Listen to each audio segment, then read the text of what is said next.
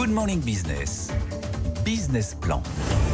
Cette question, comment mieux répartir la valeur dans nos entreprises, c'est ce sur quoi planchent à partir d'aujourd'hui les députés à l'Assemblée nationale. L'objectif étant d'aller plus loin dans ce qui existe déjà. Bonjour François Perret. Bonjour. Merci d'être avec nous, directeur général de l'association Pacte PME, qui rassemble petites, moyennes entreprises, mais aussi de grands comptes. Le gouvernement vous a confié une mission de promotion de l'intéressement et la participation. Je rappelle que ça remonte à De Gaulle, quand même, ces dispositifs. La priorité pour vous, François Perret, c'est de faciliter la tâche aux entreprises avant tout à travers cette multitude de dispositifs. Je crois qu'il y a trois grandes ambitions en fait qui président au projet de loi, qui je rappelle fait suite à l'accord national interprofessionnel qui a été conclu le 10 février très largement, puisque seul un syndicat ne l'a pas signé. Ces trois grandes ambitions, je dirais, la première c'est la démocratisation des dispositifs de partage de la valeur, parce qu'on sait que plus on est sur des tailles d'entreprises basses et plus le niveau de couverture des dispositifs de partage de la valeur est un petit peu faible. Donc il y a un premier travail qui consiste à veiller notamment dans les entreprises entre 11 et 49 salariés, à ce qu'elles s'appuient au moins sur un dispositif de partage de la valeur. C'est le premier objectif. Le second objectif, mais qui d'ailleurs rejoint le premier, c'est la simplification. Il faut que pour que les entreprises s'emparent des dispositifs de la partage de la valeur, qu'elles considèrent qu'en effet leur mise en place en termes d'intéressement, de participation n'est pas trop compliquée. De ce point de vue, le législateur est en train de prévoir, par exemple dans les entreprises de moins de 50 salariés, qu'elles puissent déroger à la formule légale de participation dans un sens moins favorable, pour tenir compte des contraintes financières des entreprises. Puis la troisième ambition qui se dégage progressivement, c'est celle du verdissement. Il y a vraiment une idée aussi d'orientation de l'épargne salariale vers les fonds verts, vers l'économie sociale et responsable. Cette idée aussi qu'on peut introduire des critères RSE dans l'intéressement, de manière à se servir aussi de l'intéressement et de la participation comme levier finalement de notre transition écologique. Et ça, on en est loin. Il y a encore beaucoup de travail. Je vous rappelle qu'il y a environ 33 000 PME industrielles en France à décarboner. C'est l'un des objectifs forts du gouvernement. Et aujourd'hui, probablement que pas plus de 10 ou 15% d'entre elles ont déjà engagé un bilan carbone. Donc faire feu de tout bois, si j'ose dire, en se servant aussi des dispositifs de partage de la valeur pour accélérer notre transition écologique, je pense que c'est une ambition extrêmement noble. La loi arrive aujourd'hui donc à l'Assemblée. Le but, c'est de traduire justement cet accord qui a été signé entre les partenaires sociaux au plus près. Il y a quand même des points d'achoppement, des éléments qui pourraient faire débat.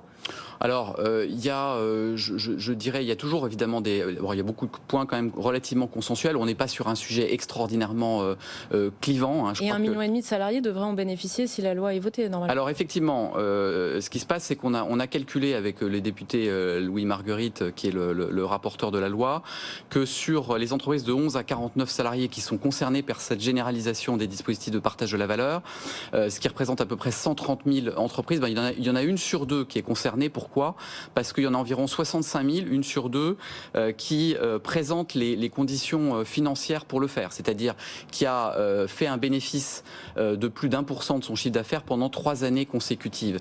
Ce qui représente en termes de salariés, en effet, ce que vous dites, c'est 1,5 million de salariés qui s'ajoutent, je le rappelle, aux 9,5 millions de salariés qui sont déjà couverts par un dispositif, mais surtout dans les grandes entreprises. C'était ma première question, les points d'achoppement, il y a des points de débat encore qui vont avoir lieu aujourd'hui à l'Assemblée ? En fait, il y a des débats sur est-ce qu'on peut aller plus vite et plus loin, par exemple sur ce dispositif-là. Il y a l'idée déjà d'accélérer. Est-ce qu'on peut mettre en adoption directement cette orientation-là en 2024, alors que initialement l'accord prévoyait de le faire en 2025. Donc je dirais que ça c'est un point de calendrier.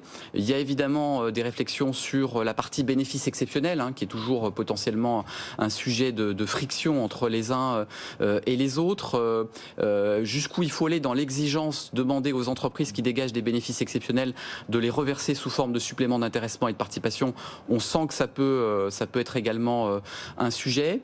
Il y a probablement l'inscrire dans la loi, ça, ou avec un chiffre très clair, où il faut justement le ramener à des discussions, on l'a vu, entre les partenaires sociaux, peut-être dans chaque entreprise. entreprises, peut-être au niveau des branches? Il y a eu un grand débat là-dessus parce qu'au départ, il était prévu effectivement que ce soit l'employeur qui puisse qualifier ce qu'est un bénéfice exceptionnel. Finalement, le gouvernement a rétro-pédalé sur le sujet et a renvoyé le sujet à la négociation. Moi, je suis très favorable en effet à ce que ce soit renvoyé à la négociation parce que qui, mieux que l'employeur et les salariés, peuvent savoir ce qu'est, à un niveau très décentralisé, ce qu'est un bénéfice exceptionnel. François Perret, vous voulez aussi permettre l'épargne de la prime de partage de la valeur, qu'elle ne soit pas qu'un levier pour le pouvoir d'achat, mais qu'elle soit aussi un financement de notre économie, l'économie réelle, et ça, c'est pas gagné, il y a quand même du chemin à faire là. Alors pourquoi j'insiste effectivement sur ce point, c'est que depuis la loi pouvoir d'achat de 2022, on a eu tendance un peu à se servir aussi de l'épargne salariale pour reverser des primes à très court terme aux salariés. Alors c'est vrai qu'on est toujours dans une crise inflationniste. Aujourd'hui, on préfère récupérer l'argent d'ailleurs plutôt que de le placer pour... Voilà, alors ce qui est quand même nouveau dans le projet de loi partage de la valeur, c'est qu'il va désormais être possible, par exemple, de placer la prime de partage de la valeur sur un plan d'épargne entreprise. Ce qui veut dire que soit vous pourrez consommer tout de suite avec le versement de la prime immédiatement, soit vous la placez sur un plan d'épargne, ce qui va permettre en effet de réorienter la prime de partage de la valeur vers le financement de l'économie, ce que j'appelle de mes voeux effectivement.